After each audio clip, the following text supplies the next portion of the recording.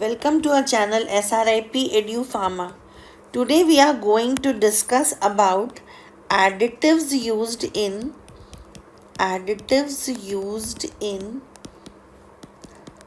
liquid dosage forms. In our liquid dosage forms. In our previous video, we had discussed about various types of liquid dosage forms like monophasic liquid dosage form, biphasic liquid dosage form. Now today the first one is preservatives. In preservatives we are going to discuss what are preservatives, the examples of preservatives. Then second is sweetening agents. Sweetening agents are added to improve the taste of the liquid dosage form. Then third one is flavoring agent. Flavoring agent is also very important because the compatibility of flavoring agent with coloring agent is has to be taken care of. So after flavoring agent there will be coloring agent. After coloring agent there could be viscosity controlling agents, or we say viscosity amplifiers. As we know that optimum viscosity for liquid dosage form is very important. Next comes emulsifying agents, and last one is suspending agents. Now one by one we will discuss all these type of. See, preservatives or preservation is why important. Preservatives are important because we want to free the liquid products from any type of contamination. So what are the various sources of contamination? When we see various sources, then it could be from raw material, then the contamination could be due to containers and equipments. Third is due to environment, there could be equipment. Then third one is manufacturing, environment. Fourth could be due to operators, and fifth could be because of packaging materials and users. So what we have to do is we have to take care of these sources of contamination. Then in liquid, basically we use water as vehicle plus additives. Now water should also be completely free from microorganisms. So for water purification, what we do is we use a reverse osmosis purification. Then second, we use UV sterilization technique. Third, we use membrane filtration technique. Then we also see that sometimes we use ion exchange resins for the purification of water. Ideal preservatives, there should be few characteristics that we must know. Firstly, they should be effective against broad spectrum of microorganisms.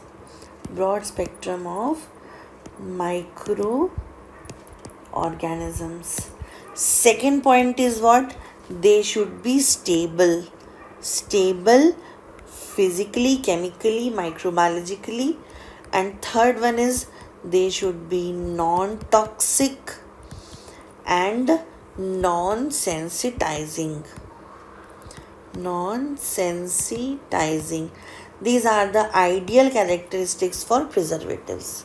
Now what we see is the important antimicrobial agents which could be used as preservatives. Now important antimicrobial agents, they are categorized into 4 categories. First is acidic, second is neutral, third is mercurial, and fourth is quaternary ammonium compounds. Now as you could see by the name, these are categorized according to their nature. That is, if the antimicrobial agents are acidic nature, then they will be coming in acidic category. If they are neutral, then neutral category. Then mercury containing compounds are in mercurials, and quaternary ammonium compounds, these are fourth category. Now one by one we will see the examples of these 4 categories. First we will see acidic category. In acidic, basically what we see is phenols, and in phenols also you have to remember that 0.2 to 0.5% quantity is used. Second example is alkyl ester of para-hydroxybenzoic acid. In this the quantity is 0.001 to 0.2%. Third example is benzoic acid and its salts. 0.1 to 0.3% quantity is used. Fourth comes sorbic acid and its salts.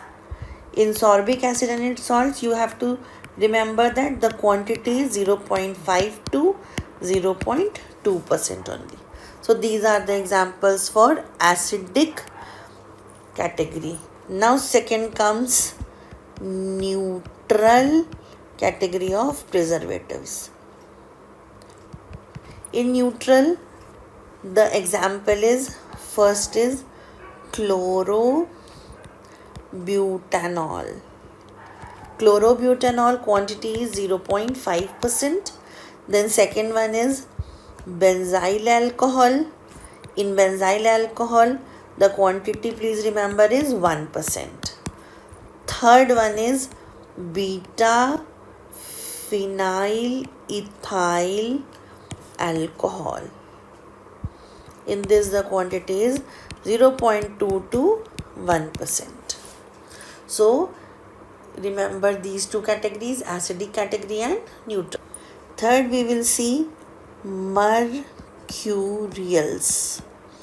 This category is very important because these are very much time they have been asked in the exams. First example is thiomersal. Second example is nitromersal. These both are used in quantity 0.01 to 0.1%. Then third one is phenyl mercuric acetate and nitrates. They are used in quantity 0.002 to 0.005%. Next we will see quaternary ammonium compounds. In quaternary ammonium compounds, the example is very common, very important, which is benzalkonium chloride. You remember it because this example you will also see in parenteral additives. 0.004 to 0.2% is used. Second example is cetyl Pyridinium chloride. Cetyl pyridinium chloride, it is used in quantity 0.01 to 0.02%. These last three categories, that is neutral, mercurial and quaternary ammonium compounds, these three are also used in ophthalmic, nasal as well as parenteral products. Okay, we are going to see is sweetening agents. Sweetening agents are not added in all the liquid dosage forms, but especially when they have to be used for kids or elderly people, then we have to use sweetening agents. But in this also we have to take care of that it should be used for if it is used for diabetic patients, then we have to use artificial sweeteners. So in this category the examples are sucrose, then second one is liquid glucose, then if we see about artificial sweeteners, then we use saccharin, and fourth one is aspartame. Sucrose is widely used because it is stable in pH range 4 to 8. But sometimes we have seen that there is cap locking property, so further it was replaced with liquid glucose. Liquid glucose, it basically contains what? It contains dextrose plus small quantity of dextrin and maltose. So if it is asked what is the composition of liquid glucose, then you must know that dextrose, dextrin and maltose, these three components form liquid glucose. But there is problem that it imparts odor plus flavor to the product. Okay, so accordingly they are used. Next comes saccharin. Saccharin is artificial sweetener. It is supplement to sugar and polyols. It is 250 to 500 times as sweet as sugar, but there is one problem with it, that it has bitter aftertaste. So saccharin was replaced with aspartame. Aspartame is new synthetic sweetener. It is methyl ester of aspartic acid and phenylalanine. It is 200 times sweeter than sugar, and it has no aftertaste. And also it is seen that it is stable in the pH range of 3.4 to 5, and also it can be refrigerated and it can be stored in very low temperature. So it is very important and widely used artificial sweetener that is used in various liquid dosage forms.